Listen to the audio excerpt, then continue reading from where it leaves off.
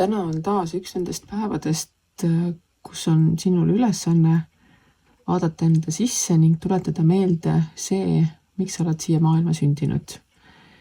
Ja tuua see ülesanne nii-öelda füüsilisse reaalsusesse. Et isegi kui sa tead, mida sa peaksid tegema, mida sa tahad teha, mida sa oled unistanud teha, siis tänasel päeval on täpselt see aeg, kui sa pead sellega tegelema hakkama. Sest et nii-öelda tähed on kõik joondunud selleks, et sa suudaksid seda teha võimalikult kergelt, võimalikult loomulikult ning võimalikult väikese energiakuluga ning saavutad selle tulemuse võimalikult ruttu. Võimalikult.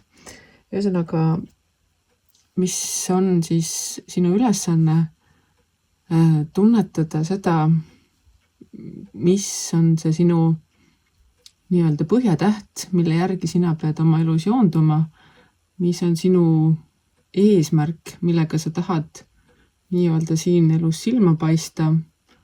Ja see silmapaistmine ei pea tingimata tähendama ülemaailmset tuntust, vaid ka seda, et sa jääd mingisuguse asjaga meelde oma perekonnale, kes tulevad sinu nii-öelda järel, et näed, et selline oli ja tema tegi ja mina tahan ka olla selline või teha niimoodi, sest et tema oli õnnelik seda tehes.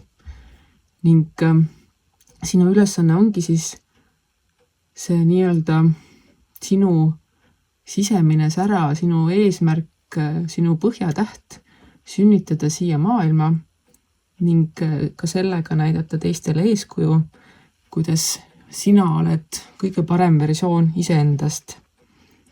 Ja see tegemine, mida sa teed, ei pea olema ainult kas muusika või kunst, vaid see võib olla ükskõik milline loovus, mis sa tunned, mis tuleb sinu seest. Mõned peavad loovuseks seda, et nad loovad igal õhtul oma perele õhtusöögi sellise, mis on mõnus, tore, hea, siukse sooja ja hea feelinguga. Teiste jaoks ongi tõesti muusika on see loovus, millega nemad oma eesmärki täidavad.